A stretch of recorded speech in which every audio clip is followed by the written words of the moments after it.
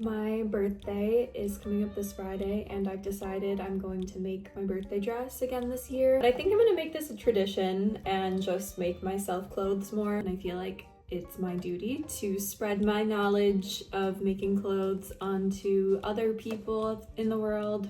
I'm completely self-taught, so I feel like I have a little bit of wisdom when it comes to designing and making clothes. This year I want to make a red dress. You can see the fabric back here. I started patterning already. It's going to essentially be this like halter dress. So my game plan is to cut out this general silhouette. I can't decide if I'm gonna make the waist panel separate from the skirt. I'm leaning towards making this one big piece and then creating the boobage area after. So I'll sew right sides together, the front side being a little bit longer with this waist panel here, and then I will fit the fabric to my boobs and make the bodice, and then finally I will sew onto the waist panel these two longer, they'll essentially act as ribbons to tie the dress together and hold it up when I'm wearing it. So that is the game plan right now.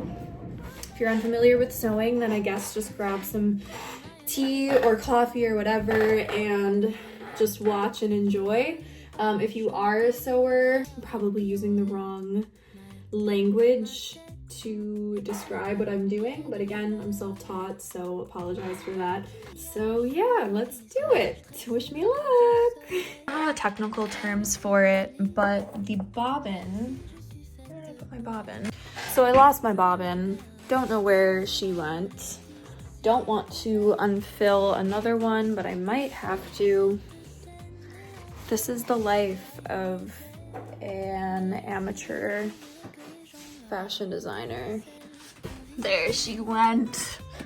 Oh, thank God. Okay, once you thread your bobbin, you're going to put it in this thingy. Don't know what that's called either. I'm gonna pull it till it's kind of taut. It's going to wind my bobbin now.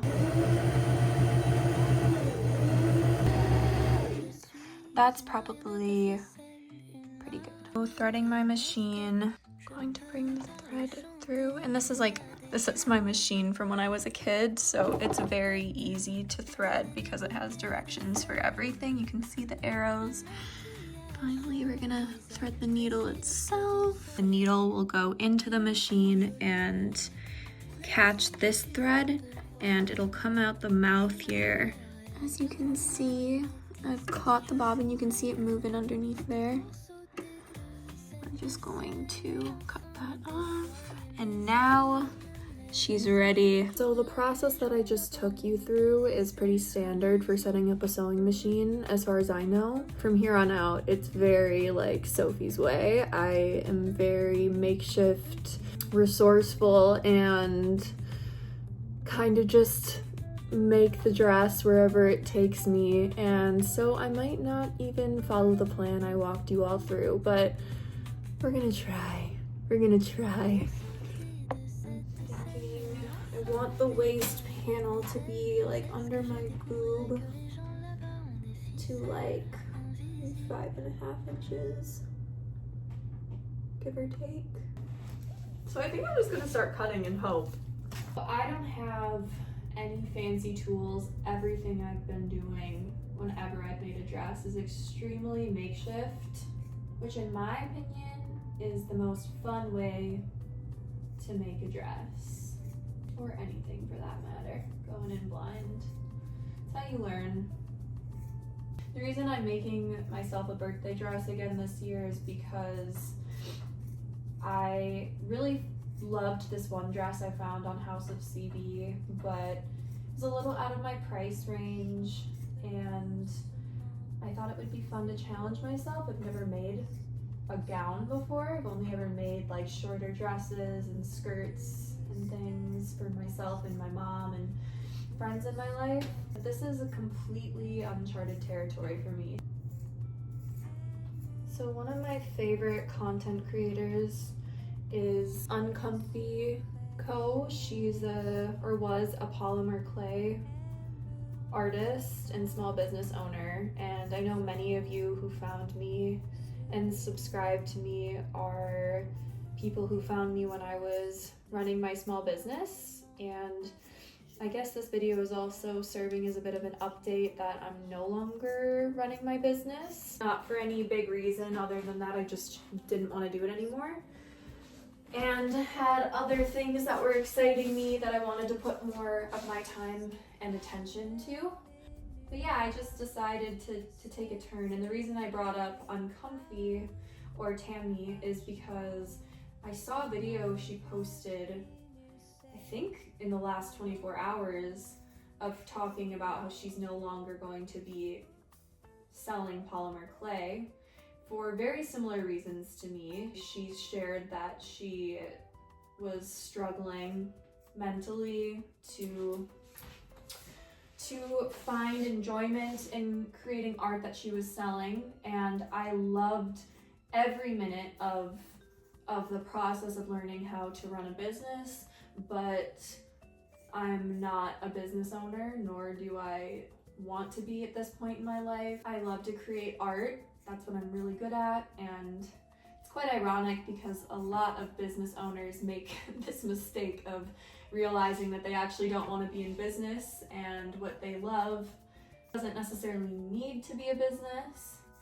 So I found after my first collection of I Talk Too Much went out, I was very burned out. I put a ton of time and energy. I poured my heart into each and every piece that I sold, and it was received really, really well by the people I made it for. The moment came and went, and I was ready to do other things, and for a while it really bothered me. I felt like I was disappointing a lot of people, and I tried to keep up with it, but I just was no longer interested, and I realized that that's totally fine. I don't need to be if I don't want to. It's, you know, my life, and I shouldn't waste it doing something I'm not super happy doing, or something that is physically exhausting, which that 100% was. So I'm back now. I want to keep making videos. I love to talk and spend time on this channel, exploring my other creative endeavors a little bit into a mixture of my creative side as well as my life, because I, at my core, am most passionate about the community in my life, the people I have, the things I have access to, my modeling career, my interest in designing clothes and making clothes, as well as my interest in reading and my book club. I am so passionate about so much more than what I was talking about, and I'm sure some of you could tell, but my true love has and always will be connecting with other people and touching people, not on a mass digital scale, but on a very personal level. It matters a lot to me to listen to people and to hear everybody's stories, and to be a safe space for my friends, for strangers, for whoever needs it, really. And I have just learned on my mental health journey how deeply it matters to me to show up and build a community.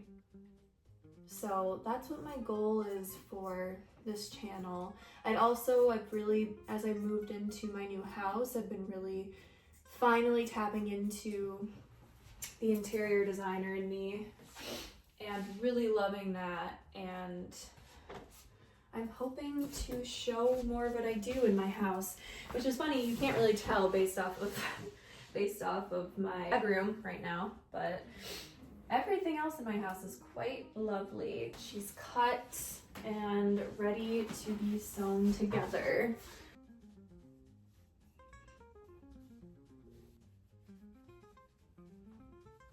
I think next steps are going to be sewing the length of the skirt.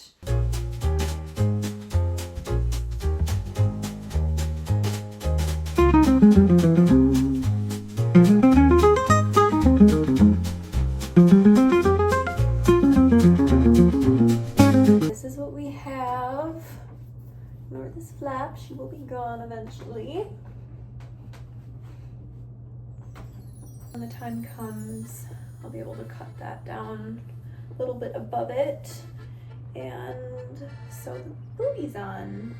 I went to a mirror and I basically fitted this fabric to one side of my chest.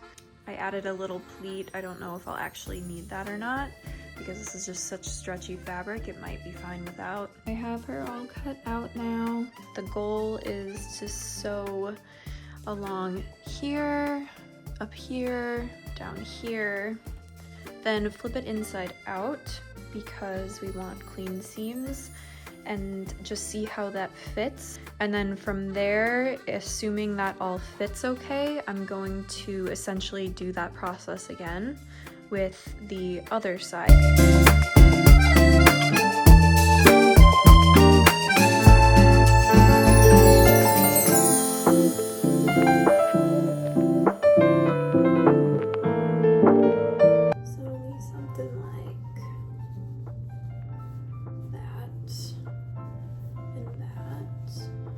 Ribbons for the back here, cutting this down and hemming this, and then hemming the bottom. It's almost done.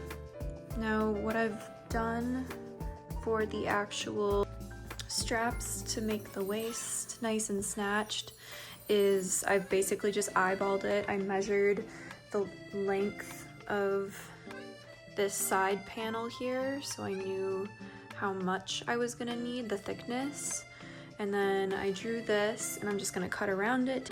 So now that we have this all cut out, we're just going to retrace our steps. We have the two cups as well as the side panels sewed.